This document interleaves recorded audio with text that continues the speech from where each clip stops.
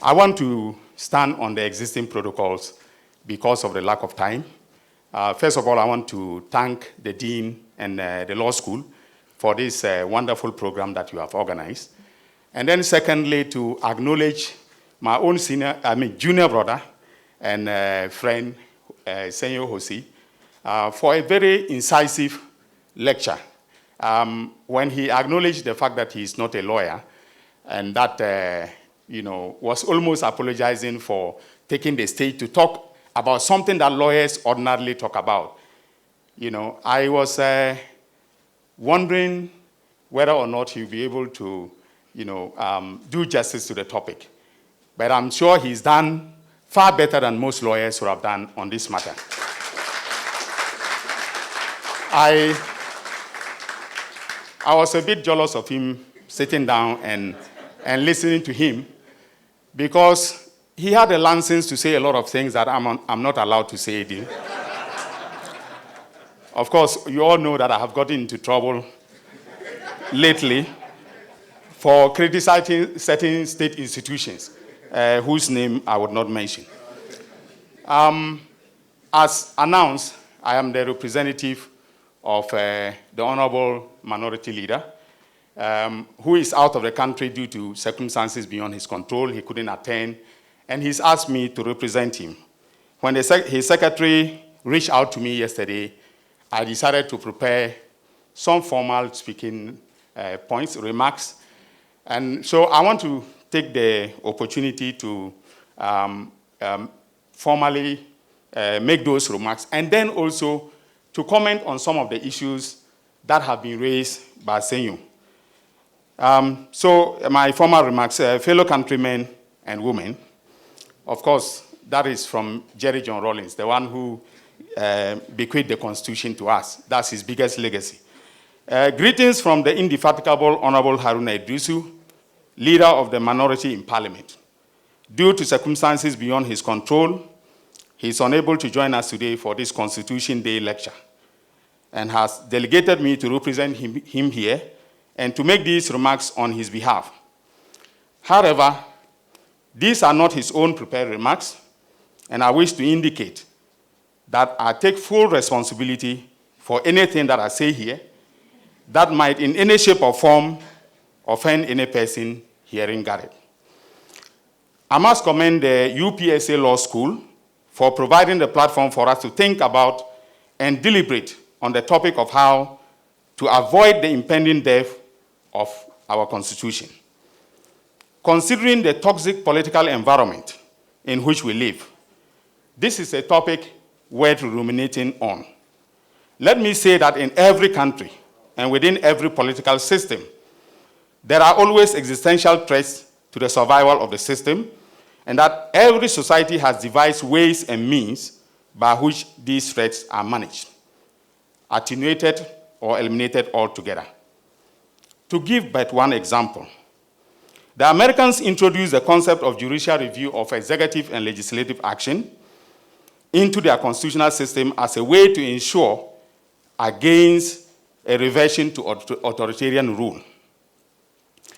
But the mechanism has not always worked to perfection. So in 1832, in the case of Worcester versus Georgia, reported in 31 U.S. 155, 1832, the Cherokee Indian tribe, which had title to a piece of land on which gold had been found, had to take an action in the U.S. Supreme Court in order to assert their title, because the state of Georgia had actually confiscated the land from the Cherokee tribe. And so the instituted court action went up all the way to the U.S. Supreme Court. The Supreme Court upheld their title. However, the then president, that is Andrew Jackson, sent in federal troops. The federal troops, when they were marching into Georgia, everyone thought that the president was going to protect the land on behalf of the Cherokee Nation, and then also to enforce the decision of the Supreme Court of the United States. Little did they know that the president had actually sent in federal troops to sack the Indian tribe from their own land so that the state of Georgia could take hold of the land for purposes, of mining gold that had been found in the land. So this was a case in which, despite the judicial power exercisable by the U.S. Supreme Court in respect of reviewing executive actions and determining their conformity with the Constitution of the United States, the President of the United States actually undermined the authority of the U.S. Supreme Court. Now, why am I citing this example? I'm citing it because somehow or another, we tend to think that the so-called mature democracies have not suffered reversions in terms of the implementation of the values and principles undergirding their good governance systems that we have somehow adopted, in our Constitution. Now, I have chosen the example of presidential defiance of the decision of the U.S. Supreme Court to illustrate the fact that it constituted an existential threat to the survival of the system of checks and balances written into the United States constitutional system. But since 1832, that is some 190 years after the fact, the United States has thrived as a constitutional democracy, and in fact, is rated as one of the world's most functional democracies. How has the United States done it? There are many answers to this question, but the best one that I have come across is provided by two authors of a book that I recommend to all lovers of democracy. It is titled, How Democracies Die. Very fantastic, well-written book by two authors, Stephen Levitsky and Daniel Ziblatt. According to them, democracies do have written rules, that is constitutions, and referees, that is courts. But these work best, and listen to this, survive longest in countries where written constitutions are reinforced by their own unwritten rules of the game.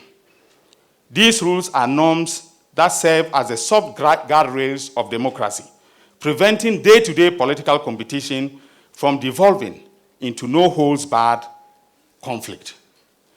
The authors identify the unwritten soft guardrails of democracy as mutual toleration and institutional forbearance. Mutual toleration means that in democratic competition for power, all factions come to accept the fact that for so long as their rivals play by the rules, they have an equal right to exist, compete for power, and govern the state. Institutional forbearance, on the other hand, means that in democratic systems, we should avoid actions that respect the letter of the law, but violate its spirit. Actions that respect the letter of the law, but violate its spirit. Now, in the history of our constitutional democracy, a classic example of the lack of mutual toleration was a statement attributed to the late respected statesman, the Honorable Joseph Henry Mensah, to the effect that by the time the then NPP government finished dealing with the NDC, the latter would have ceased to exist as a political party. Anyway, as they say, the rest is history. The NDC has survived, and its middle name is democracy or democratic.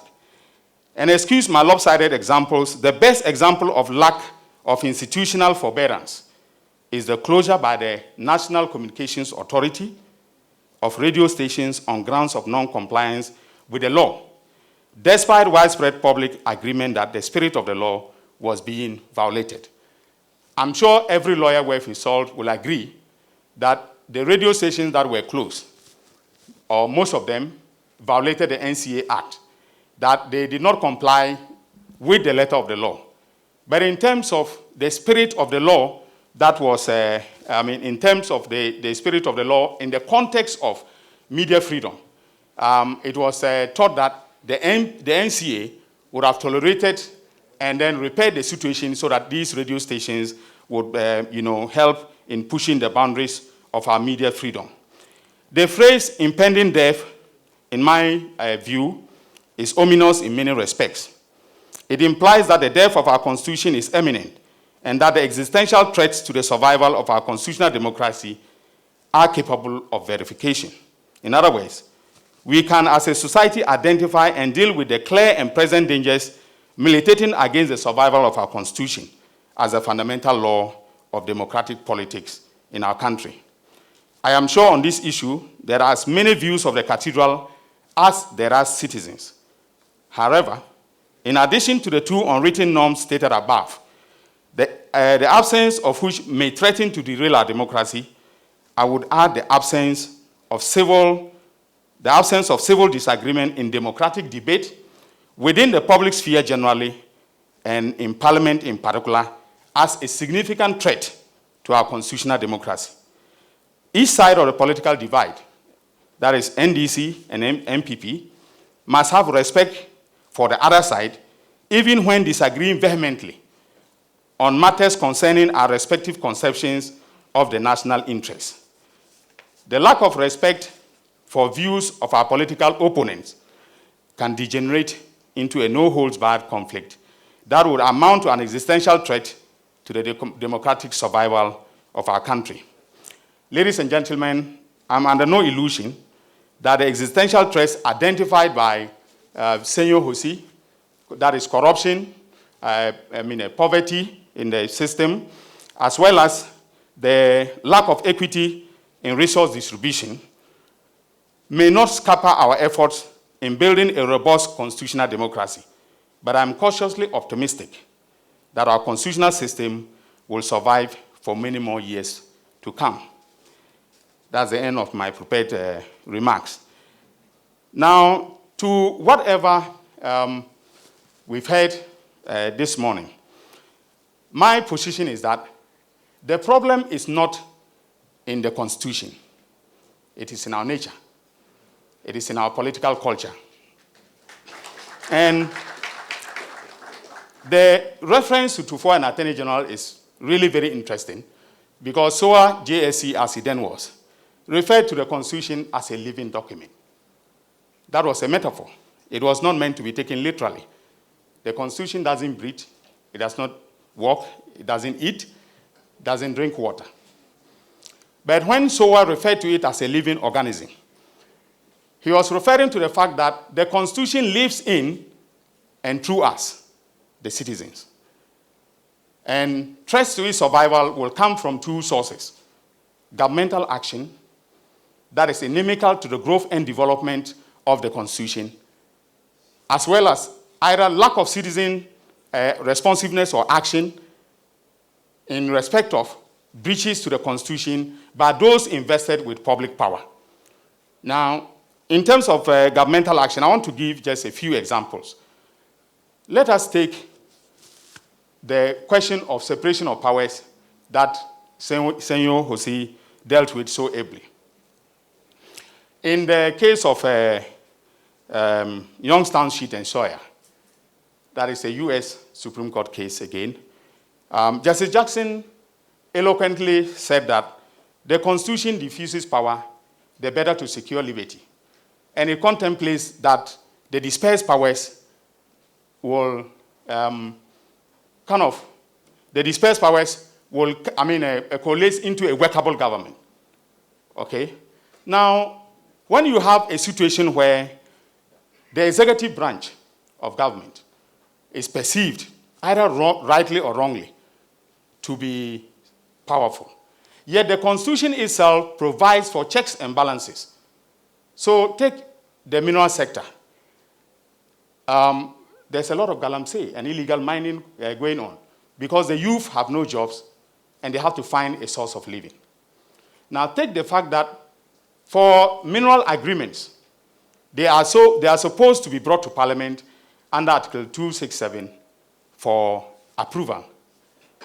How many of them have come before the House? In fact, at the last count, hundreds of mining agreements have not come before Parliament. It is not for want of a provision in the Constitution for the check on the executive branch with respect to natural resource utilization. It is because those who are the managers and operators of the state have defaulted in their duty to comply with the Constitution. Again, let us take I'll give another example. So the Constitution provides, I think Senor gave the example of the Electoral Commission. The Constitution provides that the commissioners are nominated by the President of the Republic. Now, the Constitution says nowhere that the commissioners should come from just one party or should be persons who are affiliated to the President in terms of the party that has elected the President. So, for instance, can we conceive of a situation where the President appoints 3 of the commissioners and gives 2 slots to the opposition party, so that the opposition party has 2 commissioners who are deputies sitting in whenever decisions about our elections are being taken? Now, that will prevent the situation where there's always suspicion that something untoward is happening within the Electoral Commission. That is geared towards helping the ruling government and disfavoring the opposition. Now, this can be done simply either by amending the Electoral Commission law without amending the Constitution. It will not be unconstitutional to say that the President should exercise his constitutional power of appointment by appointing 3 persons from the ruling party and then 2 persons from the opposition, so that when governments change, all that the next president has to do is to remove one of the 3, add one of his own, and we have 2 opposition members sitting when decisions about our electoral system are being taken. So we can find very creative ways of engineering or re-engineering the Constitution to suit our circumstances. I think that is what has happened in the United States of America. That is what has happened in Britain. And Senor, the example that you were giving about strict separation of powers, I don't subscribe to that school of thought. The reason is simply that the British, run a system where the Prime Minister and his ministers are all members of Parliament. Why is it that the British are doing things differently? Why is it that they are making progress as a nation? I think that the problem is not with the structural parameters of the Constitution. The problem is in us as a people. We are the ones who are not operating the Constitution in a way that will lead or conduce to equitable development of the country. So this is an example on this, which is a developmental issue. The directive principles of state policy do provide, for instance, that every president or every government must, as much as possible, implement, programs and projects left over by the last government. So go to Sagleme and tell me why we have invested millions of dollars in a housing program that has been abandoned. Of course, it is not only the NPP that is guilty of this. My own party is also guilty of it. And that is where we have to begin to build consensus around the fundamental values of the Constitution. That, sovereignty resides in the people of Ghana, in whose name and for whose benefit the powers of government must be exercised in accordance with this Constitution. Thank you very much.